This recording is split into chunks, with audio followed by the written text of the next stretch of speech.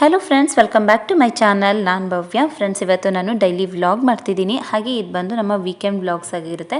ನಾವು ಏನೇ ಔಟ್ಸೈಡ್ ಹೋಗಬೇಕು ಅಂತಂದರೆ ವೀಕೆಂಡ್ಸ್ಗೋಸ್ಕರನೇ ವೆಯ್ಟ್ ಮಾಡ್ತಿರ್ತೀವಿ. ಯಾಕಂದರೆ ಸಂಜೆಗೆ ಆಫೀಸ್ ಇರುತ್ತಲ್ಲ, ಅದರಿಂದಾಗಿ ನಾನು ವೀಕೆಂಡ್ಸಲ್ಲಿ ಮಾತ್ರ ಈ ಥರ ಔಟ್ಸೈಡೆಲ್ಲ ಹೋಗಿ ಏನು ಬೇಕೋ ಅದನ್ನೆಲ್ಲ ತೊಗೊಂಡು ಬರೋದು. ಇವಾಗ ನಾನು ಗ್ರಾಸರಿ ತೊಗೊಂಡೋಗೋಣ ಅಂತ ಬಂದೆ. ಯಾಕಂದರೆ ನಾನು ಒಂದು ತಿಂಗಳಿಗಾಗಷ್ಟು ಗ್ರಾಸರಿನ ತೊಗೊಂಡು ಸ್ಟೋರ್ ಮಾಡಿರ್ತೀನಿ. ಎವ್ರಿ ಮಂತ್ ಬಂದು ಏನೆಲ್ಲ ಗ್ರಾಸರಿ ಬೇಕಾಗಿರುತ್ತೆ ಅದನ್ನೆಲ್ಲ ತೊಗೊಂಡು ಹೋಗ್ತೀನಿ. ಒಟ್ಟಿನಲ್ಲಿ ನಾನು ಪದೇ ಪದೇ ಆವಾಗವಾಗ ಬಂದು ತೊಗೊಳ್ಳೋದಿಲ್ಲ. ಯಾಕಂದರೆ ಒಂದು ತಿಂಗ್ಳಿಗಾಗಷ್ಟು ತೊಗೊಳ್ತೀನಿ. ಸುಮ್ಮನೆ ಟೈಮು ವೇಸ್ಟು, ಆವಾಗವಾಗ ಬರೋದ್ರಿಂದ ಸುಮ್ಮನೆ ದುಡ್ಡು ವೇಸ್ಟು. ಸೊ ಅದರಿಂದಾಗಿ ತಿಂಗ್ಳಿಗೆ ಎಷ್ಟು ಬೇಕು, ಒಂದು ತಿಂಗಳಿಗೆ ಏನೆಲ್ಲ ಬೇಕೋ ಅದನ್ನೆಲ್ಲ ಲಿಸ್ಟ್ ಮಾಡಿಕೊಂಡು ಫೋನಲ್ಲಿ ನೋಟ್ ಮಾಡ್ಕೊಂಡಿರ್ತೀನಿ. ಅದನ್ನೆಲ್ಲ ತೊಗೊಂಡು ಹೋಗ್ತೀನಿ. ಸೊ ಈ ಥರ ಮಾಡೋದ್ರಿಂದ ಟೈಮು, ಮನಿ ಎಲ್ಲ ಸೇವ್ ಆಗುತ್ತೆ. ಸೊ ಅದರಿಂದಾಗಿ ಈ ಥರ ಮಾಡ್ತೀನಿ. ಹಾಗೆ ಚಿನ್ನು ಬಾಟಲ್ಸ್ ನೋಡ್ತಿದ್ದಾನೆ. ಅವನಿಗೆ ಸ್ಪೋರ್ಟ್ಸ್ ವಾಟರ್ ಬಾಟಲ್ ಬೇಕಂತೆ, ಅದಕ್ಕೆ ಅವನು ತಗೊಳ್ತಿದ್ದಾನೆ. ಇವಾಗ ಗ್ರಾಸರಿ ಎಲ್ಲ ತೊಗೊಂಡಿದ್ದಾಯಿತು. ಹಾಗೆ ಚಿನ್ನುನ ಇವಾಗ ಸ್ಕೇಟಿಂಗ್ ಕ್ಲಾಸಿಗೆ ಕರ್ಕೊಂಡು ಹೋಗ್ತಿದ್ದೀವಿ. ವೀಕೆಂಡ್ಸಲ್ಲೆಲ್ಲ ಅವ್ನಿಗೆ ಸ್ಕೇಟಿಂಗ್ ಕ್ಲಾಸ್ ಎಲ್ಲ ಇರುತ್ತೆ. ಅವನು ಹೇಳ್ತಿರ್ತಾನೆ ಬೇರೆ ಬೇರೆ ಕ್ಲಾಸ್ಗೆಲ್ಲ ಹಾಕಮ್ಮ ನಾನು ಹೋಗ್ತೀನಿ ಅಂತ ಹೇಳಿ. ಬಟ್ ಅವನು ಕೂಡ ತುಂಬಾ ಟಯರ್ಡ್ ಆಗ್ತಾನೆ. ಸ್ಕೂಲಲ್ಲೂ ಕೂಡ ತುಂಬಾ ಹೋಮ್ವರ್ಕ್ ಎಲ್ಲ ಕೊಟ್ಟಿರ್ತಾರೆ. ಅದನ್ನೆಲ್ಲ ಓದಿಸೋದು ಬರ್ಸೋದು ಇದೇ ಆಗಿರುತ್ತೆ. ಹಾಗೆ ಸಂಜೆಗೂ ಕೂಡ ಟೈಮ್ ಇರೋದಿಲ್ಲ ಕರ್ಕೊಂಡು ಬರೋದಕ್ಕೆ. ವೀಕೆಂಡ್ಸಲ್ಲಾದರೆ ಬೇರೆ ಕ್ಲಾಸ್ಗೆಲ್ಲ ಹಾಕಿದ್ರೂ ಸಹ ಕರ್ಕೊಂಡು ಹೋಗ್ಬೋದು. ಇವಾಗ ಕುತ್ಕೊಂಡು ನೋಡ್ತಾ ಇದ್ದೀವಿ. ಅವನು ಸ್ಕೇಟಿಂಗ್ ಮಾಡ್ತಿದ್ದಾನೆ. ಇವಾಗಂತೂ ಚಿನ್ನು ತುಂಬಾ ಇಂಪ್ರೂವ್ ಆಗಿದ್ದಾನೆ. ಸ್ಕೇಟಿಂಗ್ ತುಂಬಾ ಚೆನ್ನಾಗಿ ಮಾಡ್ತಿದ್ದಾನೆ. ಡೇ ಬೈ ಡೇ ತುಂಬ ಚೆನ್ನಾಗಿ ಇಂಪ್ರೂವ್ ಆಗ್ತಿದ್ದಾನೆ. ತೋರಿಸ್ತೀನಿ ಅವನು ಯಾವ ಥರ ಎಲ್ಲ ಹೇಗೆ ಸ್ಕೇಟಿಂಗ್ ಎಲ್ಲ ಮಾಡ್ತಿದ್ದಾನೆ ಅಂತ ಹೇಳಿ. ಸಂಜು ಯಾವುದೋ ಸೀರಿಯಸ್ಸಾಗಿ ಯಾವುದೋ ಒಂದು ನ್ಯೂಸ್ ನೋಡ್ತಾ ಇದ್ರು. ಅವ್ರಿಗೆ ಟೈಮ್ ಸಿಕ್ತಾಗೆಲ್ಲ ಅದು ಇದು ನ್ಯೂಸ್ ಎಲ್ಲ ನೋಡ್ತಿರ್ತಾರೆ. ಕಾಮಿಡಿ ವಿಡಿಯೋಸ್ ಈ ಥರದ್ದೆಲ್ಲ ನೋಡ್ತಿರ್ತಾರೆ. ಇವಾಗ ಚಿನ್ನು ಹೇಗೆ ಸ್ಕೇಟಿಂಗ್ ಮಾಡ್ತಾನೆ ಅನ್ನೋದನ್ನು ತೋರಿಸ್ತೀನಿ.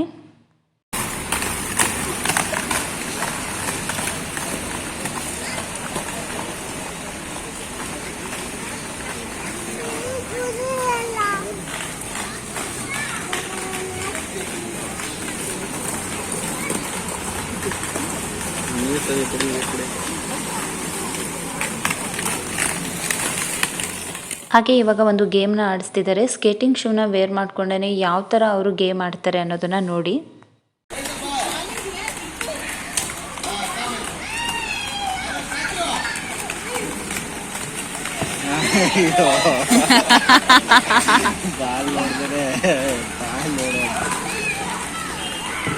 ಪಾಪ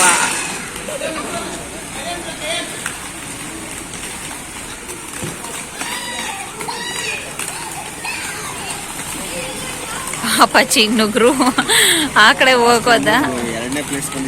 ಹಾ, ಲಾಸ್ಟ್ ಟೈಮ್ ಸೆಕೆಂಡ್ ಪ್ಲೇಸ್ ಬಂದಿದ್ದ. ಬಟ್ ಈ ಸಲ ಸೆಕೆಂಡ್ ಟೈಮ್ಗೆ ಔಟ್ ಆಗ್ಬಿಟ್ಟ.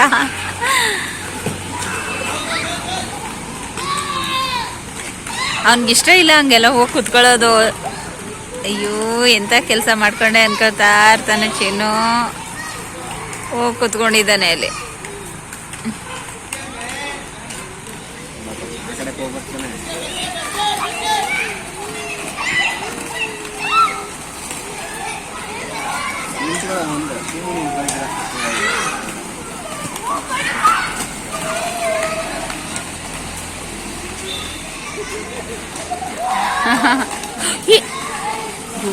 ಪಾಪ ಹೆಂಗ್ ಬಿದ್ದ ಬೀಳ.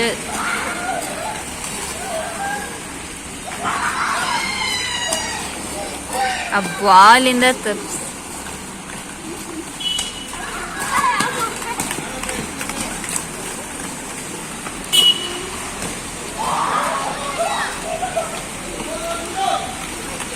ಹೋಗ್ಬೇಡ ಅಲ್ಲಿ ಅಂದ್ರೆ. ಅಯ್ಯೋ, ಅದರಲ್ಲಿ ಯಾರು ಇಲ್ಲ ಅಲ್ಲಿ. ಚಿನ್ನು ಸುಮ್ನಿರು. ಅವನು ಇದರಲ್ಲಿ ಆಡ್ಬೇಕು. ಅವನ್ ಬುದ್ಧಿವಂತಿಕೆಯಲ್ಲಿ ಆಡ್ಬೇಕು. ಅವನು ಎಲ್ಲದಕ್ಕೂ ನಾವು ಸಪೋರ್ಟ್ ಮಾಡೋದ್ರೆ ಹೆಂಗೆ? ಆ ಕಡೆ ನಿಂತ್ಕೊಳ್ಳ, ಅಲ್ಲೇ ನಿಂತ್ಕೊಳ್ಳೋ.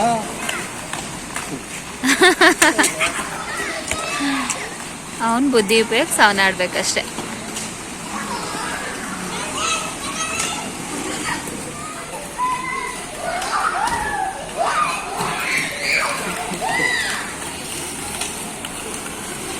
ಇಲ್ಲೇ ಇರು.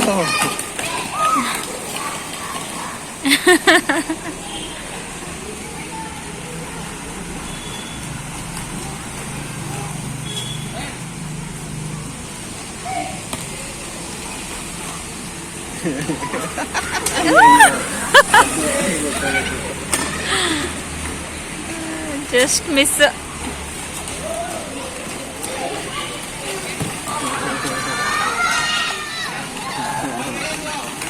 ಅಯ್ಯೋ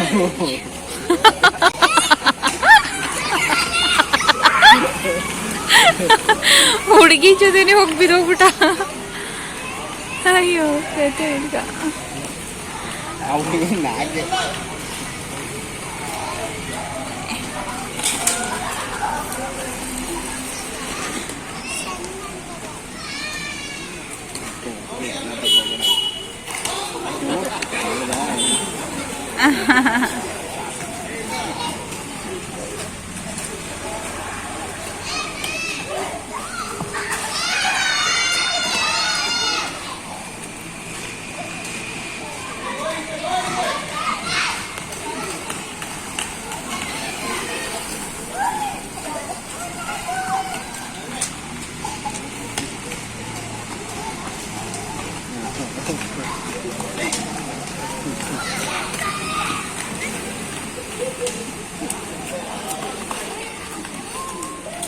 ಇನ್ನು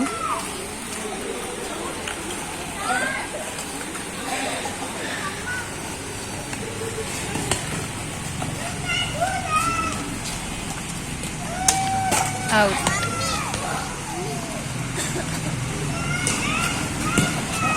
ಹೌದು.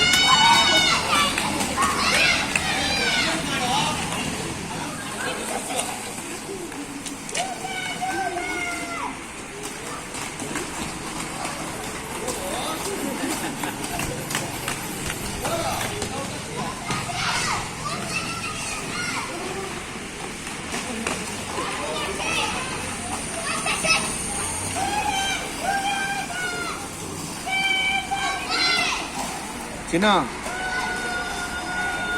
Ranveer go fast.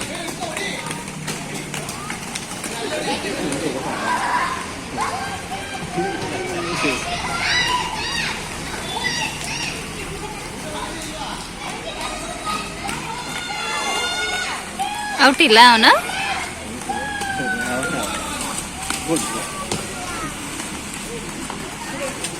ಓ ಔಟ್. ಅವ್ನು ರೆಡ್ ಹೆಲ್ಮೆಟ್ ಔಟ್ ಅಲ್ವಾ?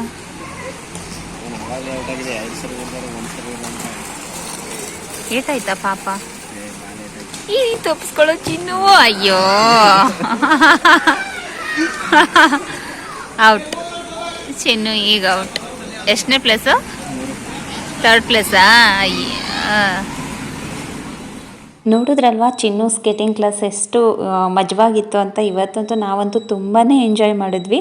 ತುಂಬ ಚೆನ್ನಾಗಿರುತ್ತೆ. ಡೈಲಿ ಒಂದೊಂದು ಬೇರೆ ಬೇರೆ ಥರ ಗೇಮೆಲ್ಲ ಆಡಿಸ್ತಿರ್ತಾರೆ. ತುಂಬಾ ಎಂಜಾಯ್ ಮಾಡ್ಬೋದು. ಸ್ವಲ್ಪನೂ ಬೇಜಾರಾಗಲ್ಲ.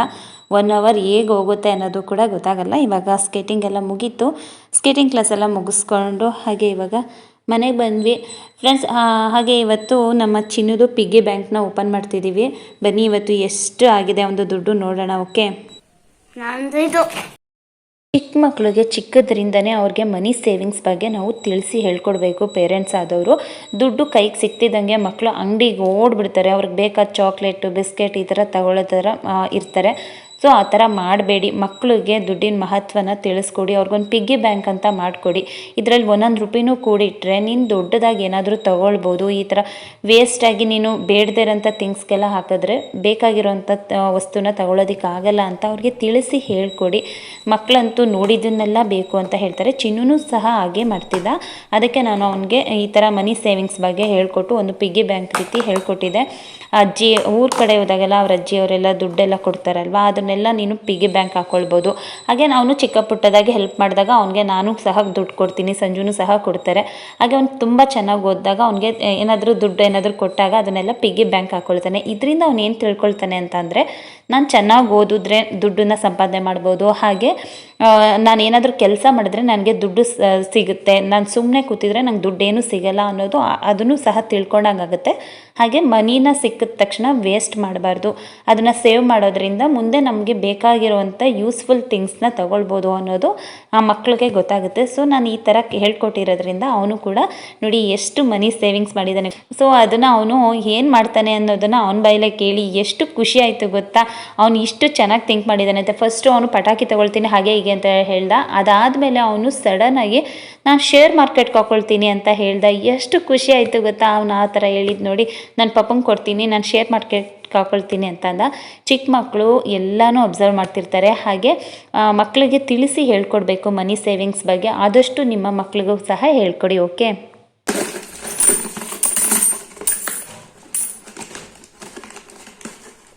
ಇಷ್ಟು ಪಾಯಿಂಟ್ಸ್ ಅಮ್ಮನ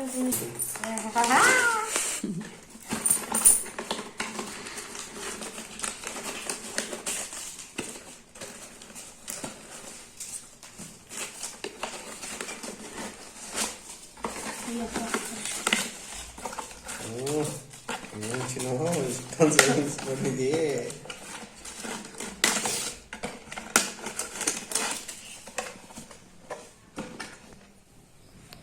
ಚಿನ್ನು, ಏನು ಮಾಡ್ತೀಯಾ ಈ ದುಡ್ಡಲ್ಲಿ? ಏನು ತಗೊಳ್ತೀಯಾ? ಏನು ತಗೋತೀಯಾ? ಏನು ತಗೊಳ್ಬೇಕು ಅನ್ಕೊಂಡಿದ್ಯಾ? ನಾನು ಇದು ಪಟಾಕಿ ಮತ್ತೆ ಡ್ರೋನ್ ತಗೋತೀನಿ. ಇದನ್ನ ಶೇರ್ ಮಾರ್ಕೆಟ್ ಕಳಿಸ್ಕೊಡ್ತೀನಲ್ಲ. ಶೇರ್ ಮಾರ್ಕೆಟ್ಗೆ ಹೋಗ್ತೀಯಾ? ಅಂತೂ ಇಂತೂ ಚಿನ್ನು ಮನಿ ಸೇವಿಂಗ್ಸ್ ಬಗ್ಗೆ ಚೆನ್ನಾಗೇ ತಿಳ್ಕೊಂಡಿದ್ದಾನೆ.